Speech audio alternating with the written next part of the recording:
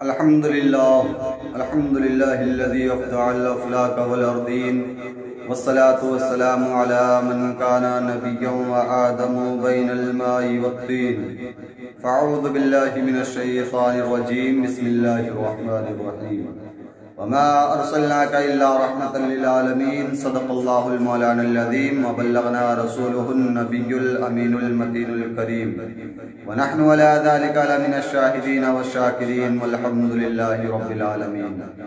وعدہ توحید کے متوالو، شمع رسالت کے پروانوں، غوث اعظم کے دیوانوں، اولیاء امت کے جانثاروں، گنبد خضرا میں آرام فرمانے والے آقا انعامدار مدنی تاجدار، دونوں عالم کے مالک و مختار جناب احمد مجتبیٰ محمد المصطفیٰ صلی اللہ تعالیٰ علیہ وسلم کی بارگاہ رسالت میں درود پاک کا ہدیہ نچھاور کریں، بآواز بلند پڑھیں اللہم صلی علی سیدنا مولانا محمد مبارک وسلم صلاۃ و سلام علیک یا رسول اللہ صلی اللہ تعالیٰ علیہ وسلم۔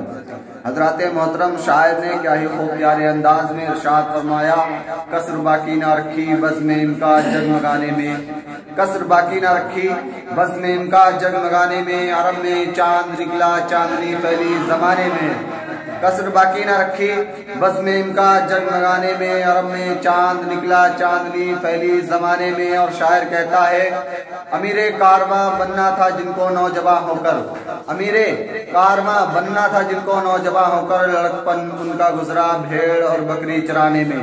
حضرات محترم، ابھی ہم نے خطبہ مسنونہ کے بعد جس آیت کریمہ کی تلاوت کرنے کا شرف حاصل کیا، اللہ تعالیٰ قرآن عظیم والفرقان حمید میں ارشاد فرماتا ہے وما ارسلناک الا رحمتا للعالمین، اے محبوب ہم نے آپ کو سارے جہان کے لیے رحمت بنا کر بھیجا مگر ایک سا وجود عطا نہ فرمایا۔ اب کوئی یہ نہ سوچے، کوئی یہ دماغ میں گمان نہ کرے کہ اللہ تعالیٰ نے قرآن عظیم میں ارشاد فرمایا وما ارسلناک الا رحمتا للعالمین، اے محبوب ہم نے آپ کو سارے جہان کے لیے رحمت بنا کر بھیجا۔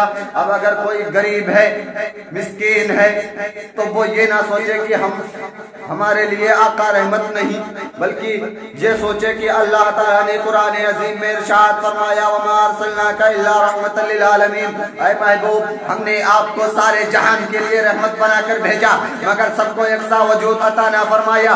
آئیے چلتے ایک واقعہ سماعت کر لیں۔ ایک سنی صحیح العقیدہ مومن بندے کا انتقال ہوا، انتقال ہونے کے بعد ایک وہاں پہ وہابی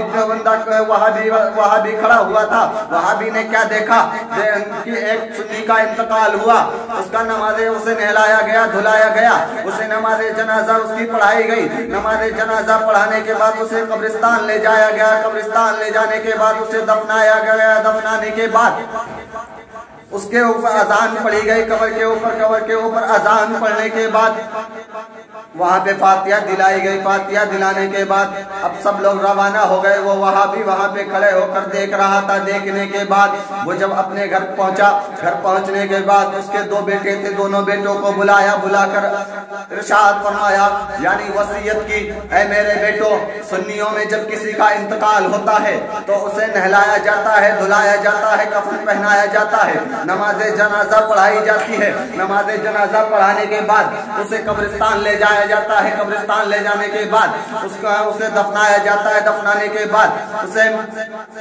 دفنانے کے بعد اس کے اوپر فاتحہ پڑھی جاتی ہے، اذان دی جاتی ہے۔ لیکن میری وصیت یہ ہے جب میرا انتقال ہو جائے تو مجھے نہ نہلانا نہ دھلانا، نہ میری نماز جنازہ پڑھانا، نہ مجھے قبرستان لے جانا، میرا انتقال ہوگا تو میں خود ہی چلا جاؤں گا۔ بیٹوں نے کہا ٹھیک پاپا جی، ابا جی آپ کی وصیت ہم نے مان لی۔ اچانک کیا ہوا، معاملہ ایسا پیش آیا کہ 2-4 دن گزرے تھے کہ اس کا انتقال ہو گیا۔ انتقال ہونے کے بعد جب اس کا باپ انتقال ہونے کے بعد اس کے باپ کا انتقال ہو گیا، انتقال ہونے کے بعد بڑے بیٹے نے کہا چلو ابو جان کا انتقال ہو گیا ہے، ابو جی کو دفنا دے، نماز جنازہ پڑھا دی جائے، ان کی نماز جنازہ پڑھانے کے بعد قبر میں دفنا دیا جائے۔ چھوٹا والا بھائی بولا ارے بڑے بھائی ابا جان نے وصیت کی تھی جب میرا انتقال ہو جائے جب مجھے نماز جنازہ مت پڑھانا، میری قبر میں مجھے دفنانا مت، بلکہ میں خود ہی چلا جاؤں گا۔ اب گرمی کا موسم تھا۔ اب دونوں بیٹوں نے وصیت کو مان لیا۔ 3 دن تک لاش گھر میں پڑی رہنے کے بعد تیسرے دن لاش سے بدبو آنے لگی تو بیٹوں نے اس لاش کو نکال کر باہر ڈال دیا۔ باہر ڈالنے کے بعد اتنے میں ایک کوا آ کر چھت کے کنارے پہ بیٹھ گیا۔ بیٹھنے کے بعد اس نے دیکھ کے سمجھ کے اڑ گیا۔ اڑنے کے بعد کئی ہزار لشکر کووں کو لے کر آ گیا۔